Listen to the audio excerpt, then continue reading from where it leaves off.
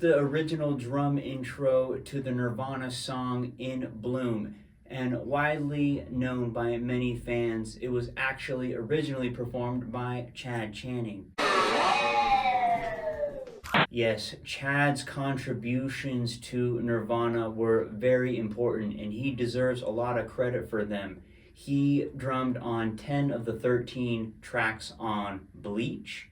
3 tracks of his appear on Insecticide, and Polly was actually performed by Chad Channing on Nevermind. He also appears throughout many live albums, EPs, compilations, and singles. And Chad actually had a distinctive way of playing that was vastly different from a lot of the other Nirvana drummers. And one of those distinct differences is the fact that he played with double bass drums.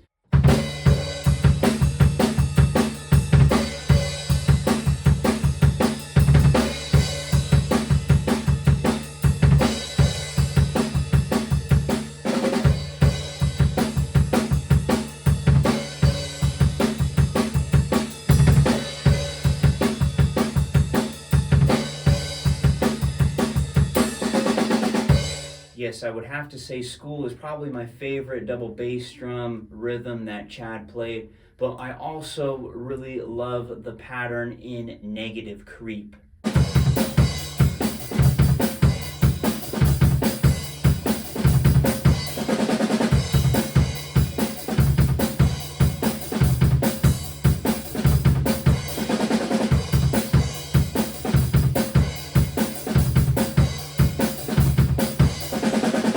For a long time, I always thought that Scoff was played with the toms doubling the bass drum, but it's actually just him playing 2 bass drums at the same time, as confirmed in an interview and can be seen live.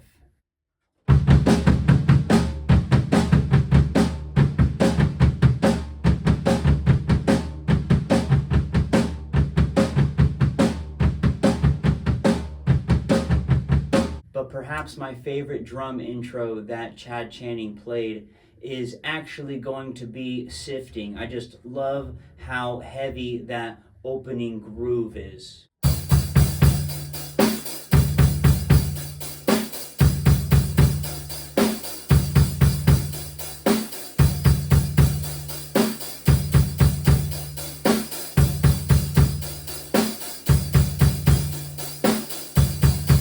Chad wasn't just a sludgy grunge drummer. He actually had a lot of subtle nuances to his playing and could be funky at times.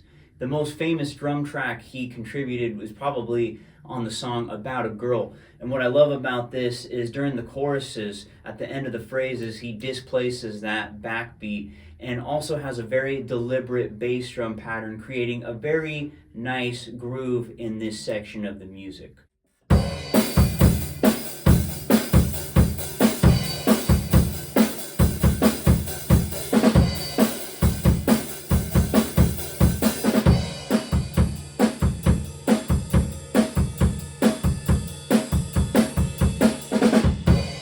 Perhaps my favorite funky Chad Channing rhythm is the Nirvana rendition of the shocking blues song Love Buzz.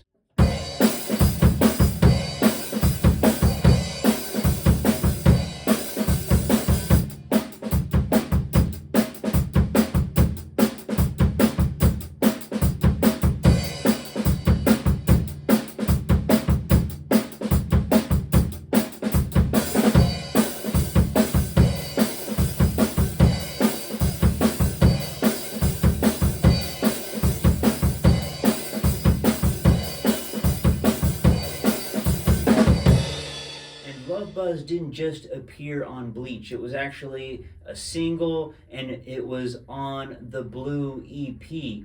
And another song on the Blue EP with a really nice groove is Been a Sun, which actually appears on the Greatest Hits album as well, the version with Chad Channing on drums. And what I love about Chad's approach to this is he goes from the hi-hat to the ride cymbal during the chorus, instead of just separating them between verse and chorus.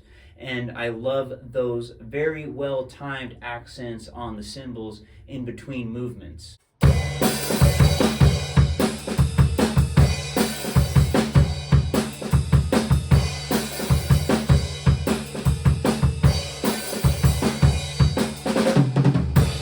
as I mentioned earlier, Insecticide has 3 songs with Chad Channing on drums. Big Long Now, Stain, but my favorite would have to be Dive. I just love that drum part. And I'm going to stress that word drum part. If you were the drummer in Nirvana, you weren't just responsible for keeping the time, you were also responsible for contributing to the creation of coming up with a drum hook that was as memorable as the guitar riff or even Kurt Cobain's vocals.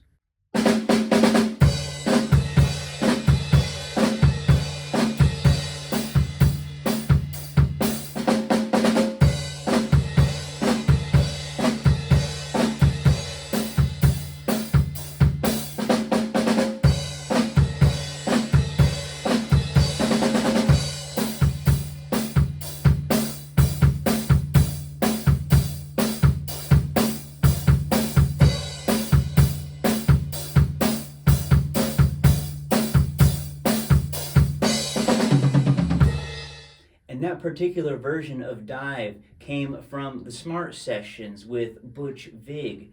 And what I love about the Smart Sessions recordings is that you can see the blueprint for almost half the songs that ended up appearing on Nevermind. Of course, Polly actually did appear on Nevermind, but there's one recording that really stands out to me, and that's Sappy. I know Nirvana re-recorded this with Steve Albini later on, but I actually prefer the way that Chad Channing played on this one.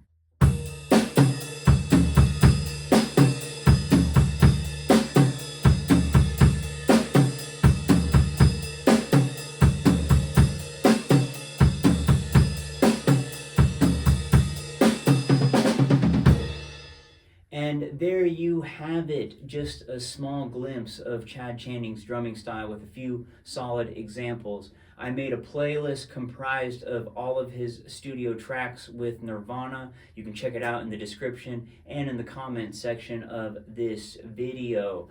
And please give this video a like and show some appreciation for Chad Channing by showing your love in the comments and telling us what your favorite Chad Channing drum track is that he played with on any Nirvana song that you love. And I also did a video on Dale Crover. You can check that out by clicking on this end screen picture, all right? Don't forget to subscribe for more epic musical content. But in case I don't see you, good afternoon, good evening, and good night.